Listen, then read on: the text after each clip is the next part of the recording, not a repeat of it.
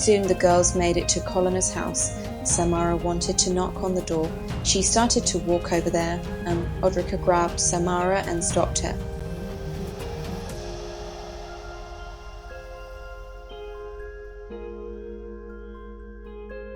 And Clea said, "Stay with Samara. I will go talk to Colonna." So Samara doesn't have to repeat some of her words. "Okay," Samara said with her words. "Okay." Odrika almost said okay, then she just nodded instead.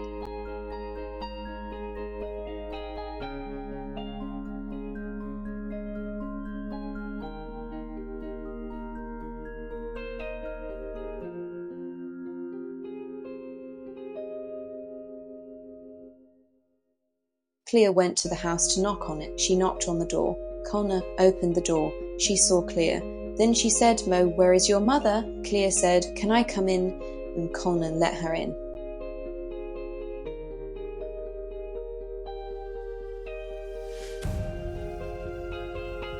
Odrika almost said something to Samara, then she did not. Then Odrika spelled, "Why did the queen curse you?" with sticks and rocks. Samara read it.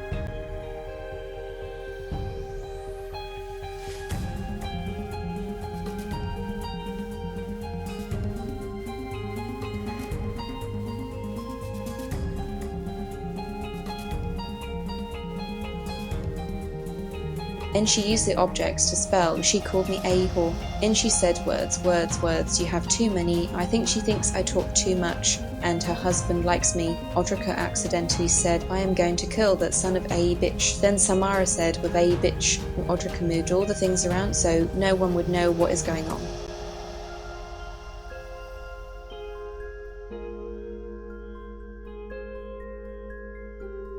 Clea explained the whole situation to Colonna. She said, "Well, there is one way to break the curse." Clea desperately said, "What is it?" Colonna stopped. After waiting for her to respond, Clea got tired of waiting, so she said, "Well, come on, what is it?" Colonna obviously said, "Romantic." She finished her sentence. Kiss. Clea thought, "Oh, why does it have to be that?" Clea said, "Is there anything else that can work?" And Colonna said, "Nothing else that I know of." And Clea said, "Okay, thanks for everything."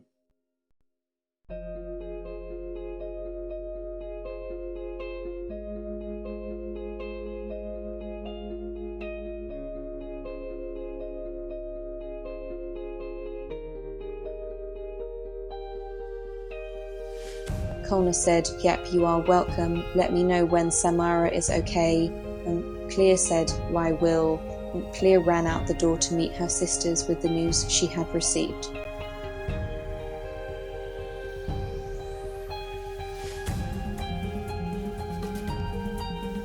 Once Samara saw Clea coming, she poked Odrika. Odrika looked at Clea running to them. Clea said, "Well, it is not going to be so easy." And Samara said, "Be so easy." And Odrika tilted her head and nodded a "Please continue."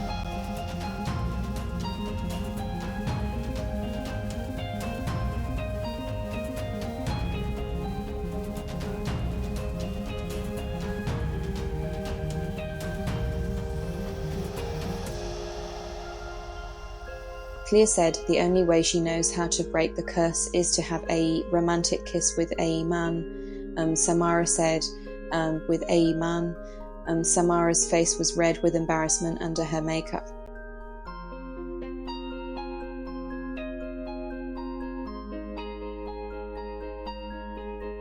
Odrika said, "We need to find a man." Samara said, "Find a man." Clea said, "It has to be romantic, it just can't be anyone." "Can it?" Samara said, "Anyone." "Can it?" But Odrika said, "If it is a man and a woman who kiss on the lips that are not family, then it automatically is." Samara said, "It automatically is." Clea said, "Stay with Samara while I look for a man." Samara said, "For a man."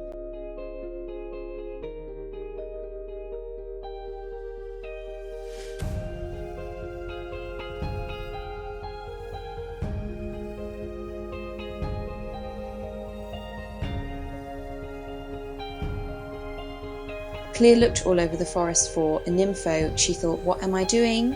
This is awkward. I cannot ask a random guy, 'Hey, can you kiss my sister? She is cursed. I need a better plan.'"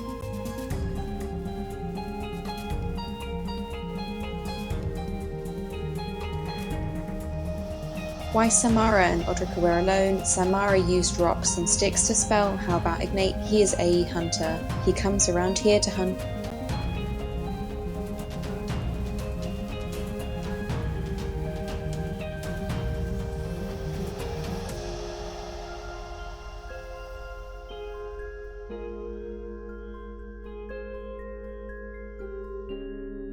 Odrik said, "You want to kiss someone you never talked to. He isn't on good footing with Koana."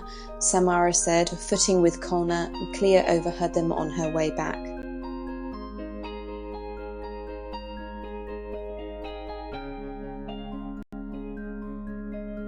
Therefore, she said, "Why, we'll go look for him." Samara said, "Look for him." Then Clea left.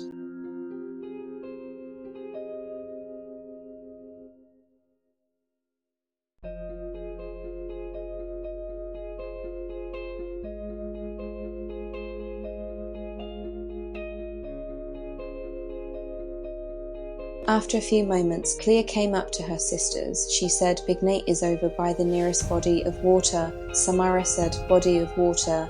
The sisters ran to the nearest body of water.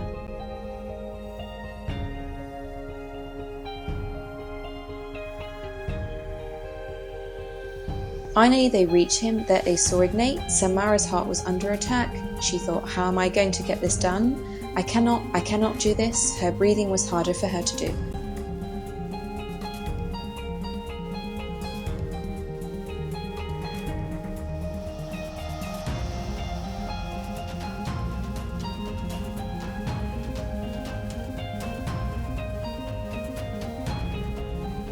Ignate began to stare at his reflection and said, "I am the most handsome creature too, ever alive. No one is better than me at anything." And Samara accidentally said, "Me at." She whispered the last word, "anything."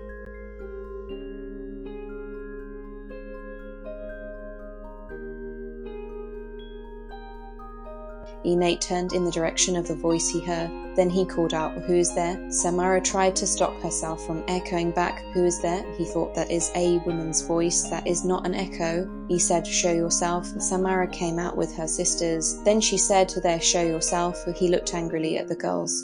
Clea said, "May you help us. My sister has been cursed."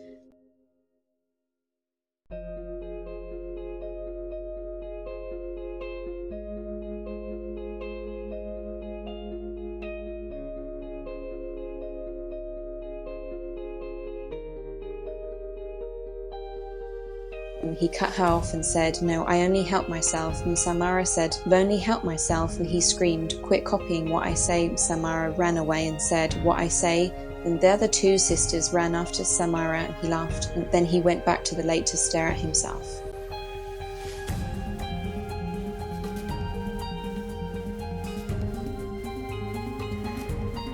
And Undine reached up and pulled him into the water. He tried to fight back, however, she was way stronger. After fighting for a long time, he drowned.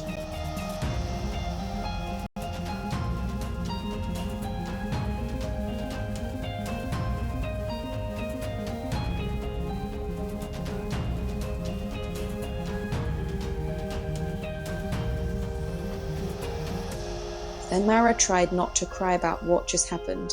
Clea said, "Well, that did not work." Samara said, "Did not work." Odrika said, "Now, what do you think we should do?"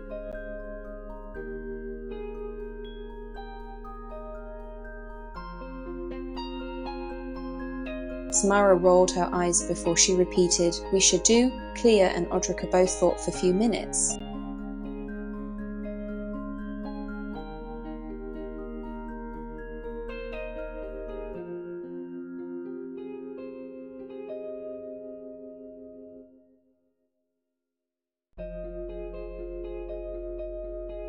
Clea said, "I am surprised Dad has not come looking for us yet." And Samara said, "For us yet." And Odrika nodded, so Samara would not have to repeat anything.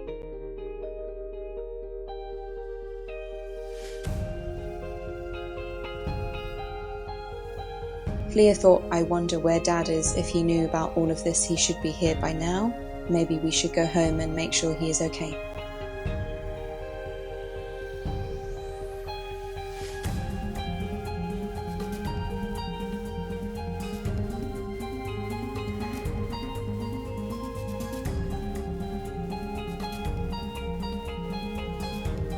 Clea looked at Odrika to get her attention.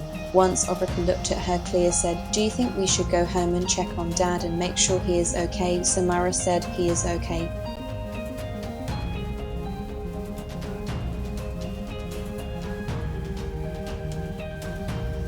Odrik thought we probably should go home. It is weird that he has not come to us yet. I will nod. So Samara does not have to repeat against her will. Odrika shook her head yes.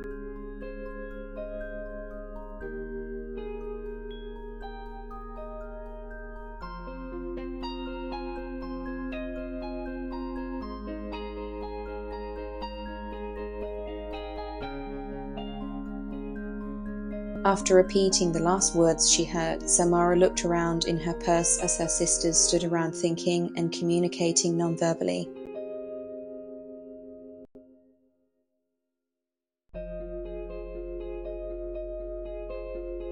Samara spotted the glow-in-the-dark straw her mother bought her. She thought if Mom was here, she would know what to do.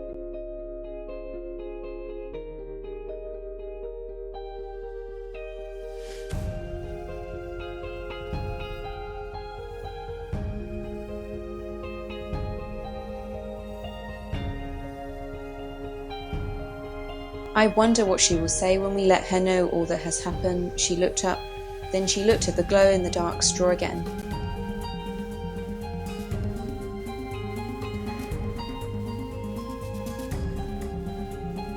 And she thought straws heal the voices of nymphs and nymphos. And wait, maybe I can get rid of this curse with my straw.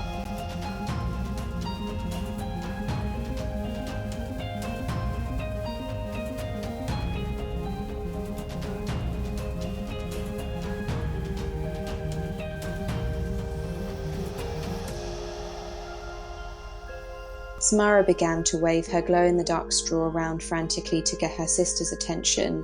They looked at Samara and tried to figure out what she wanted. Once she held the straw still, they looked to see what she was frantically waving at them.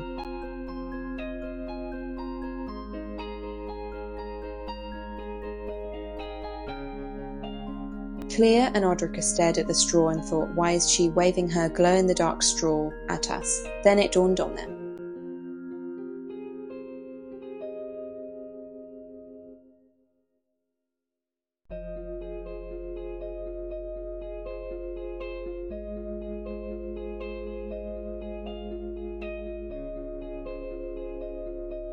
Clea said, from Samara, that is a great idea, oops. And Samara said, great idea, oops. And Samara thought, I need to nod to let them know they have the right idea.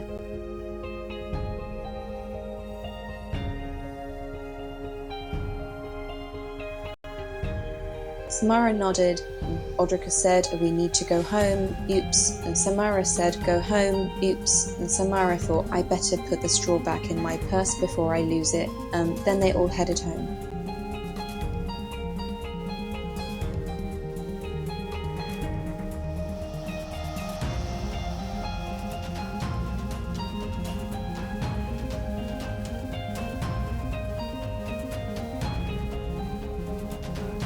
The girls began to run as hard as they could back home.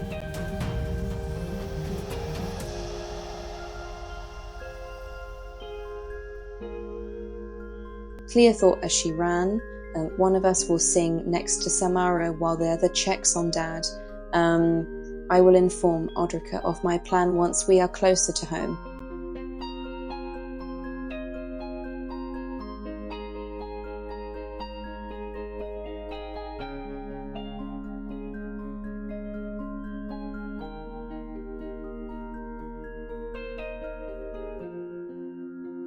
Before the girls could reach home, they saw their dad walking toward them. The girls slowed down their run. Their run turned into a jog, then it turned into a walk.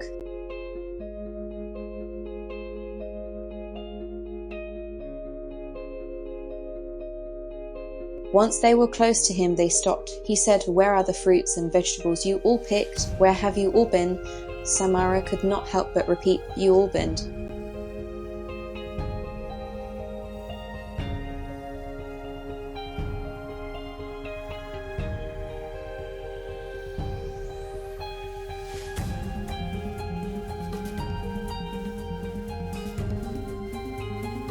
He said, "Samara, don't repeat me," and Samara backed up a little bit. However, she heard him, so she said, "Don't repeat me." Clea knew this was on the verge of getting ugly, so she said, "Dad, she has been cursed."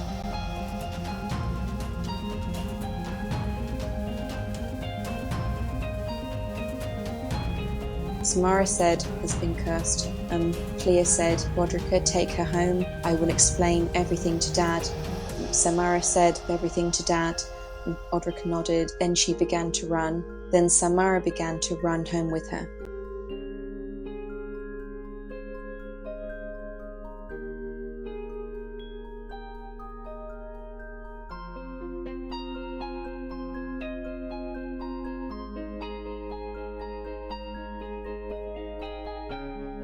Once they were out of earshot, Clea told her dad the whole story. He said, "Do you think the straw thing will work?" And Clea said, "Well, I think it can."